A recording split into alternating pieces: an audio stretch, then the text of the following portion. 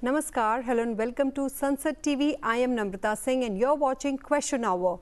This show focuses on questions raised by the members in both houses of parliament concerning matters of national interest. In the Rajya Sabha today, members from various parties posed questions related to 15 ministries and sought responses from their respective ministers. Similarly, in the Lok Sabha, members from various parties raised questions related to 9 ministries and sought responses from the respective ministers. Now, let's take a look at some of the questions asked by the members in both the houses today. Lok Sabha MPs Kamaljeet Sehrawat and Aprajita Sarangi asked the Minister of Micro, Small and Medium Enterprises percentage of women owners of MSMEs registered during the last 5 years in the country, and current number of women owners of registered MSMEs in the country, particularly in Himachal Pradesh and Odisha. ये स्पष्ट है कि भारत सरकार जो माननीय नरेंद्र मोदी जी के नेतृत्व में चल रही है, महिलाओं, वीकर सेक्शन, अनुसूचित जाति, जब कहने का मतलब जो वीकर सेक्शन के लोग हैं उनके प्रति विशेष ध्यान दे रही है। उसी में महिलाओं के संबंध में जो प्रश्न पूछा गया है, हम प्रश्नकर्ता माननीय महिलाओं के प्रति बहुत शुक्रगुजार हैं कि इसके बहाने आज माननीय संसद को बताया जा सकता है कि हम महिलाओं के उत्थान में खास करके जो एमएसएमई हमारा विभाग है उसके द्वारा क्या किया जा रहा है, जिसकी चर्चा हम लोगों ने कर दी है। जहाँ तक रही कि अलग अलग क्या है इनका फ्रैक्शन, उसके बारे में पूछ रहे हैं, तो उसमें हम लोगों ने ये दिया है कि इसमें 2 सेक्शन टाइप के होते हैं। एक होते हैं उद्यम और दूसरा होता है जो उद्यम से अलावे जिनमें साधारण रूप में जो भी हैं जिनके पास वो शर्तें नहीं पूरा कर सकती हैं उसको भी। तो उसके लिए महोदय देखिए, उद्यम में माइक्रो, स्मॉल और मीडियम के लिए अलग अलग है। तो माइक्रो में उन्होंने 26,921 दिया है और उसी प्रकार से स्मॉल में 7,011 दिया है और उसी प्रकार से यूएपी में भी 19,900 दिया है। कहने का मतलब अलग अलग दोनों में किया गया है। और महिलाओं का जहाँ तक सवाल है, वो उद्यम में 21.35% उनका इन्वॉल्वमेंट है और यूएपी में 63.11 उनका इन्वॉल्वमेंट है। जहाँ तक महिलाओं का स्वामित्व वाले एमएसएमई का संख्या का सवाल है, समस्त भारत में 1,84,57,000 समथिंग है। उसमें हिमाचल प्रदेश में 83,834 है। जहाँ तक उड़ीसा का सवाल है वो 6,96,559 है। और प्रश्न में ही पूछा गया था, एक मयूरभंज के बारे में पूछा गया था, तो मयूरभंज का भी मेरे पास है जो बता दिया है कि 35,935 है। Lok Sabha member Dr. Kalanidhi Veeraswamy asked the Minister of Housing and Urban Affairs the features of the Pradhan Mantri Awas Yojana Urban. The ministry in its reply informed the House that it has supplemented the efforts of states or union territories by providing central assistance under Pradhan Mantri Awas Yojana Urban since 2015 to provide Pakka houses with basic civic amenities to all eligible urban beneficiaries across the country. The scheme is implemented through 4 verticals, that is, beneficiary-led construction, affordable housing in partnership, in-situ slum redevelopment and credit-linked subsidy scheme. The mission covers all urban areas including statutory towns, notified planning areas, development areas falling under the jurisdiction of the Special Area Development Authority, industrial development authorities or any authority under state legislation which is entrusted with the functions of urban planning and regulations. All housed under PMAYU have basic amenities like toilet, water supply, electricity and kitchen. The mission promotes women empowerment by providing ownership of houses in the name of female member or in joint name.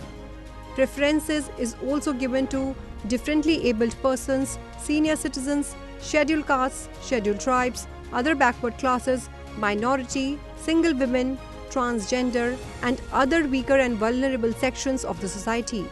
The ministry further informed that a comprehensive and robust MIS system is in place to provide stakeholders seamless information management, including storing various records through digitization such as survey, project information, beneficiary details, fund utilization, etc. All houses under BLC, AHP, ISSR are geotagged to track actual progress on ground. The ministry also informed that a technology submission under PMAYU has been introduced to facilitate adoption of modern, innovative and green technologies and building materials for faster and quality construction of houses.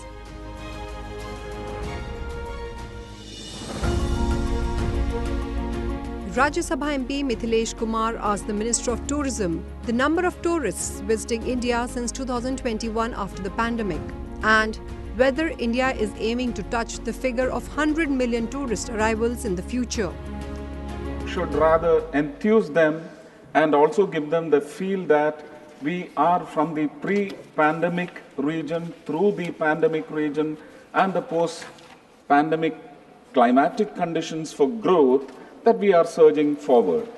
And to present a few numbers, if you check 2023 January, it was 8.7 lakhs, and now if you check 2024 January, it is 9.6 lakhs, which is a firmer growth.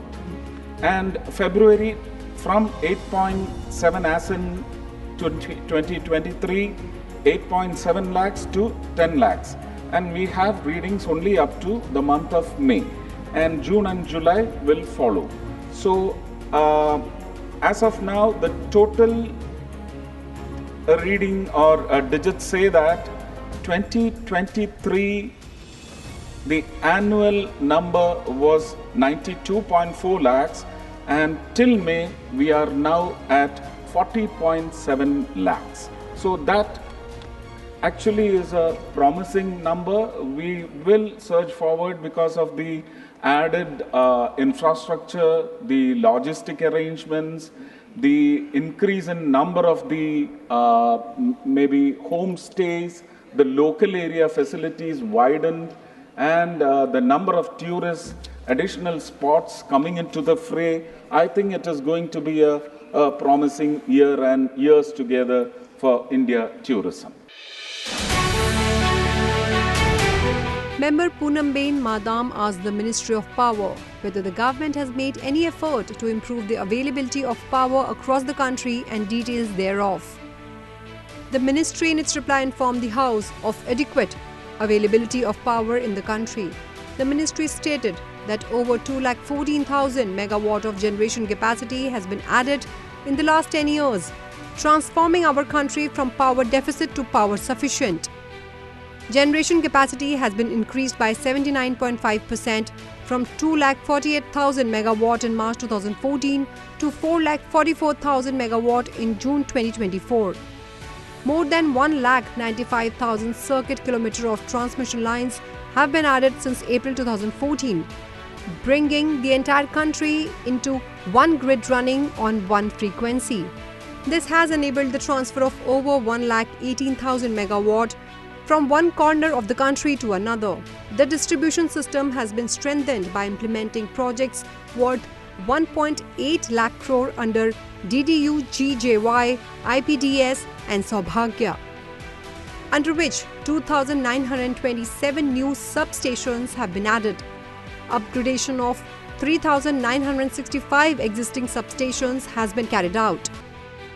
Over 6,92,000 distribution transformers have been installed.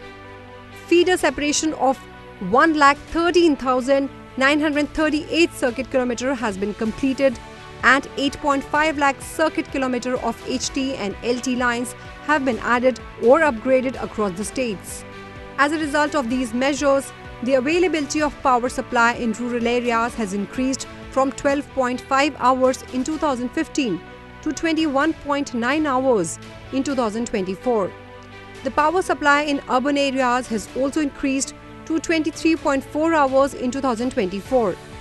The gap between energy requirement and energy supplied has reduced from 4.2% in 2013-14 to 0.1% in financial year 2024-25 till June 2024.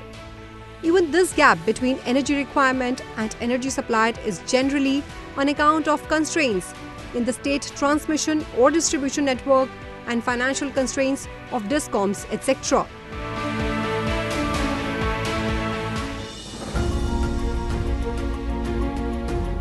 Dr. Pradeep Kumar Panigadi asked the Minister of Power whether the government has taken any steps to ensure simpler validation and verification process of carbon credits to quickly scale up ecological sustainable practices and the future project of the carbon trading market during the next 5 years.